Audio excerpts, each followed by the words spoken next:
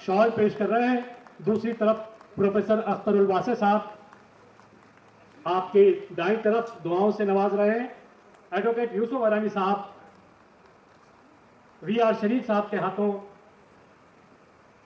एक बैज जो हमेशा आमिर इदरीसी के सीने पर लगा रहेगा, खूबसूरत बैज, और एक यादगार शील्ड, ये तोहफा। यूसुफ अरानी साहब आप प्लीज साथ में आए।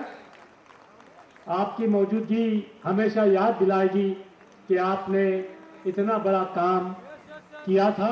यकीनन कल हर तरफ आमिर इदरीसी की गूंज होगी।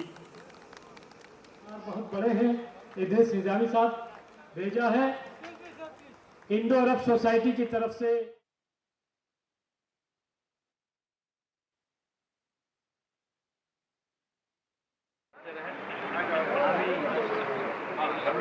Thank you.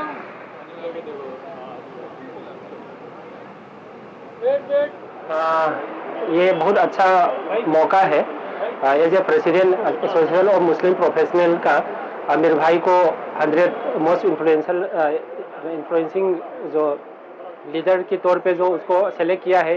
इसमें हम जितना जो एएमपी का जो मेंबर है, मैं बिलोंग करता हूँ नॉर्थ ईस्ट से, मणिपुर से स्पेशली, और we are very proud of it as a member of the AMP.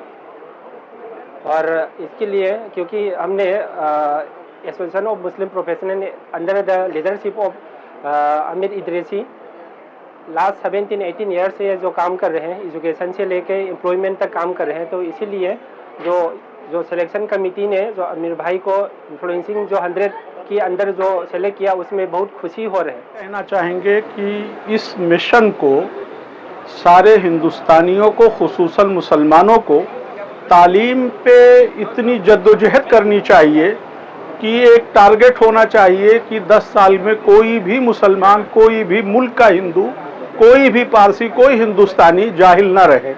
मैं उनको इस शेर के साथ नजराने अकीदत पेश करता हूँ।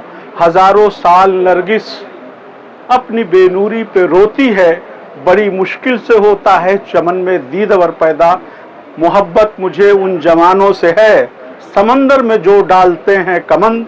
मैं इदरीसी साहब को, आमिर इदरीसी साहब को सलाम करता हूं और उनकी हिम्मत व जुरात को अल्लाह ताला मजीद तरक्की दे। और मैं ऐसी दुआ करता हूं कि इस शहर में ऐसे गौहर नायाब पैदा हों और इस मुल्क की जिहालत को ख़त्म करें, और महाराष्ट्र में ख़ास तौर से बम्बई में खुसूसन ऐसे और जयाले और निराले लोग पैदा होने चाहिए जो इस मुल्क की तकदीर को बदल दें, जिहालत को बदल दें, अंधभक्ति को बदल दें।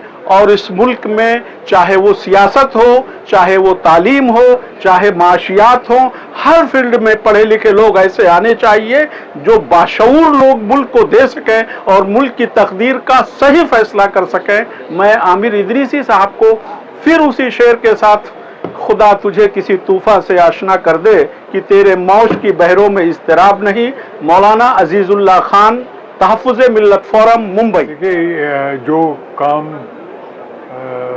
ये जो 100 मुस्लिम्स कर रहे हैं, इसको एक्नॉलेज करना चाहिए। यानी मुल्क, कम्युनिटी खासकर, उसको मानना चाहिए कि क्या सर्विस कर रहे हैं, ताकि इन लोगों में और जज्बा पैदा हो और ये काम कम्युनिटी और मुल्क के लिए करते रहें। आमिर इदरीसी साहब को जो सम्मान मिला है, उसके लिए क्या कहना चाहते हैं? बिल्कुल डिज़र्विंग है। इन्होंने इतना अच्छा काम किया है मुस्लिम प्रोफेशनल्स के डिपार्टमेंट में कि नहायत ज़रूरी था उनको अवार्ड देना। क्योंकि मुझे बेपनाह खुशी है कि एक बहुत ही कम एज का आदमी, हिंदुस्तान के टॉपर्स मुस्लिम्स जो 100 आए हैं, मैं लिस्ट देख रहा था, सलमान फिल्म इंडस्ट्री से हैं, मौलाना मदनी हैं, सब बड़े बड़े लोग जो मुल्क के मायानाज मुस्लिम शख्सियात हैं, उनमें से एक नाम आमिर का आया है। नो डाउट कि आमिर जो काम कर रहे हैं एजुकेशन की फील्ड में, पूरे हिंदुस्तान में वो दिन दूर नहीं जब हमारी आवाज़ बन के वो संसद में होंगे। क्योंकि जिस तरह का उनका प्लान है मुसलमानों के तई, मुसलमान बच्चों के तई, हम बहुत बारीकी से पिछले 1 सालों से उसको देख रहे हैं। कई फंक्शंस में मैंने ये बातें अलग ऐलान कही है कि वो दिन दूर नहीं जब हिंदुस्तान के मुस्लिम नौजवानों का मुस्तकबिल आमिर के हाथ में होगा। और आमिर जिस तरह का काम कर रहे हैं, मतलब बड़े पैमाने पर जॉब फेयर, आज हजारों से ज़्यादा बच्चे हिंदुस्तान में उनकी वजह से नौकरियों में हैं। आज हिंदुस्तान में मुसलमानों की एजुकेशन की जितनी संस्थाएं हैं, चाहे वो अलीगढ़ से रिलेटेड हों, चाहे बनारस से रिलेटेड हों, चाहे वो हमदर्द से रिलेटेड हों, सारे के सारे लोग और सारे देश भर में जितने कोचिंग क्लासेस चल रहे हैं, जितनी संस्थाएं हैं, आमिर कहीं ना कहीं सबसे जुड़े हुए हैं। यानी आज ये हाल है कि हिंदुस्तान भर में अगर उनको मैसेज करना है तो करोड़ों लोगों की दिलों में वो धड़क रहे हैं, क्योंकि वो जिस चीज़ को ले आ रहे हैं और जिस चीज़ का पर वो काम कर रहे हैं, मैं समझता हूं कि मैंने किसी सियासतदान को भी नहीं देखा। मैं खुद 30 साल से पॉलिटिक्स में हूं, जब भी मेरी आमिर से इस बारे में बात होती है तो मुझे ऐसा लगता है कि जैसे कुदरत ने मुसलमान के बच्चों को एजुकेशन में लाने और उन पर काम करने का एक बेहतरीन सिस्टम तैयार करके आमिर के हाथ से भेज दिया, और आमिर उसको जिस तरह से कर रहे हैं, मैं समझता हूं कि अगला 10 साल, पहले लोग आमिर को नहीं जानते थे, आमिर एक एक दिन में एक सेंटर से लेके एक हजार सेंटरों पे एक दिन में एग्जाम कराए हैं। और जब हमने कुवैत का इशू देखा, दूसरे जगहों पर देखा, तो बड़े पैमाने पे डोनेशन और लोगों को मदद करने का भी काम किया। तो आज आमिर पूरे मुल्क के, खास करके स्टूडेंट्स के, मुस्लिम स्टूडेंट्स के वो चहेते हीरो हैं। मैं समझता हूं कि आज जिस तरह का मामला आमिर के साथ है, अगले 10 साल के बाद हम आमिर को मिलने के लिए हमें वक्त लेना पड़ेगा, क्योंकि वो दिन दूर नहीं, क्योंकि वो इस तरह का काम कर रहे हैं कि इतना बिजी हो जाएंगे कि पूरा, और जो उनकी टीम है जो उनके साथ काम कर रहे हैं, न वो सिर्फ हिंदुस्तान बल्कि हिंदुस्तान के बाहर भी कई मुल्कों में वो पूरी टीम काम कर रही है और मुसलमानों को उससे फ़ायदा पहुंचा रही है। नहीं, ऐसा है कि एएमपी का के लिए एएमपी खुद अपनी जगह बहुत काबिल कद्र चीज़ है, लेकिन ये अवार्ड मिलना जो है ये इस बात का सबूत है कि आमिर इदरीसी ने एएमपी कायम नहीं की है, बल्कि एक अपनी पहचान बनाई है। और उन्होंने ख़ास तौर से जिस तरह से कि हमें उम्मत का और मुल्क का नाम ऊंचा किया है, उसके लिए उनकी जितनी तारीफ़ की जाए काम की सराहना करता हूँ। मैं आमिर साहब को तकरीबन समझो 2012 से जानता हूँ। मैं जब आज़ाद मैदान का ये हुआ था तो मैं एक लॉयर था उस टाइम। उनका जो फॉलो अप, उनके दिल में तड़प के बेगुनाह बेकसूर लोग जो पकड़े वारिस भाई, उनको अपने को किसी भी तरह छुड़ाना है। उसके बाद 14 का चुनाव आया, मेरे लिए उन्होंने काम किया था। और फिर जो आप सब देख रहे हो उसके बाद की तो दास्तान एएमपी की तरफ से जो जॉब फेयर्स लेने वाला से दरखास्त और प्रोग्राम शुरू करना चाह रहे हैं, हजारों लोगों को जॉब प्रोवाइड किया गया है। बाद में भी ले सकते हैं।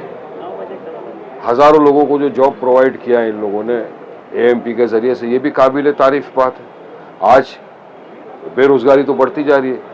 मोदी ने कहा था 2 करोड़ युवाओं को रोजगार मिलेगा, वहाँ तो नहीं मिला, लेकिन आमिर भाई ने जहाँ जहाँ जॉब फेयर लगाया, मैं समझता हूँ वहाँ काफ़ी लोगों को फ़ायदा हुआ, काफ़ी युवाओं ने उससे फ़ायदा उठाया। और यही सब जो सोशल कॉज है, देखिए पॉलिटिशियन होना, सोशल एक्टिविस्ट होना ये एक बात है, और उसको काम को तब्दीली में लाना ये अलग बात है। करके दिखा, इसलिए इनका बहुत बहुत मैं उनको मुबारकबादी पेश करता हूँ, उनकी पूरी टीम को मुबारकबादी पेश करता हूँ। और हम चाहेंगे, दुआ करेंगे कि अल्लाह सुब्हानहू व तआला उनके हौसले को इसी तरह बुलंद रखे और आमिर इदरीसी साहब इसी तरह काम करके आगे युवाओं के लिए, देश के लिए नाम रोशन करें और आगे बढ़े। हम ये चाहते हैं कि मुल्क के कोने कोने तक पहुँचे और हर बच्चे को मदद, जिसको मदद की ज़रूरत है उसको मदद पहुँचाए। ख़ास तौर पर जो बच्चे ताला तालीम हासिल करना चाहते हैं लेकिन गाइडेंस की कमी की वजह से, फाइनेंस की कमी की वजह से या एजुकेशनल इंस्टीट्यूशन ना होने की वजह से हायर एजुकेशन की तरफ नहीं जा पाते, वो हमारा प्राइम टारगेट है। हम चाहते हैं कि ऐसे तमाम बच्चों को दूर दराज के मकामात से लेकर आया जाए और बड़े बड़े इंस्टीट्यूशन में उनका दाखिला कराया जाए, उनकी फाइनेंशियल मदद की जाए। हमारी कोशिश होगी कि पूरे मुल्क में इसको एक मुहिम की तरह चलाएं। इंशाल्लाह ये एक बड़ा काम एएमपी करने जा रही है और कर रही है। लेकिन उसके अलावा जो सबसे खास बात है जो हम लोग सोच रहे हैं वो ये है कि अगले 25 साल का एक प्लान पेश किया जाए, एजुकेशन, एम्प्लॉयमेंट, इकोनॉमिक डेवलपमेंट और ओवरऑल एम्पावरमेंट का एक कम्युनिटी में प्लान पेश किया जाए। और खास तौर पर जो 100 most backward districts of India हैं, जहां पर मुसलमानों की कसीर तादाद रहती है, वहां जाकर काम करें, गवर्नमेंट की हेल्प से काम करें, ताकि उनको जो है गरीबी से बाहर निकाला जाए, जहालत से बाहर निकाला जाए और मेन स्ट्रीम का हिस्सा बनाया जाए इंशाल्लाह।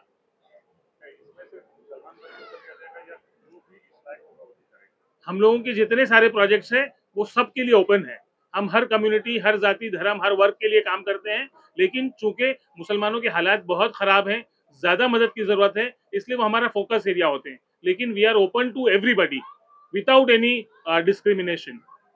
जो बच्चे हैं, मुस्लिम बच्चे या फैमिली हैं जो एजुकेशन को पूरी तरह नहीं कर पा रहे हैं, पूरा नहीं कर पा रहे हैं, जो बच्चे हैं उनको शुरू होते ही उसको किसी भी सिलाई की दुकान पे खड़ा कर देते हैं, ऐसे माँ बाप को क्या करना चाहिए? देखिए जो है ना, गरीबी इसका सबसे बड़ा रीजन है। प्रॉब्लम ये है कि कम्युनिटी में अराउंड 35% लोग इंतहाई गरीब हैं। तो जो आदमी गरीब होता है वो पहले पेट भरने की सोचता है, वो ये चाहता है कि 2 वक्त की रोजी का इंतजाम हो जाए, उसके बाद ही वो एजुकेशन के बारे में सोच सकता है।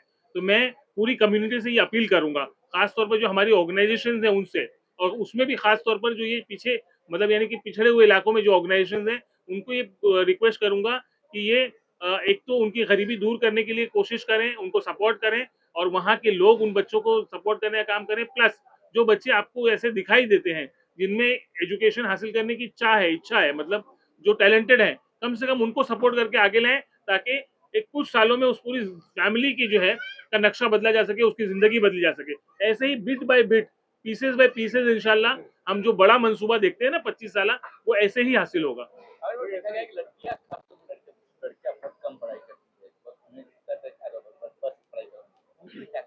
देखिए ये एक मिथ है, मतलब कि मुस्लिम लड़कियां कम तालीम हासिल करती हैं, ये जमाना पुराना हुआ हवा हो गए।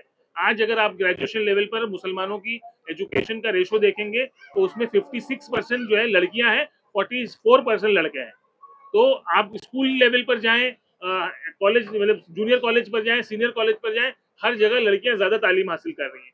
और मैं समझता हूँ ये बहुत पॉजिटिव है, बहुत ही उम्मीद है, और आने वाले दिनों के लिए ये बहुत बहुत पॉजिटिव सिग्नल है कि जब ये बच्चियां माँ बनेंगी, जब ये बच्चियां नए नस्ल की परवरिश करेंगी, तो ये पढ़ी लिखी होंगी, और इनकी गोद से निकलने वाली नस्ल जो है वो हिंदुस्तान की सेवा करेगी, और इस मुल्क को एक्चुअल में सुपर पावर जो है ना वो नई नस्ल बनाएगी इंशाल्लाह।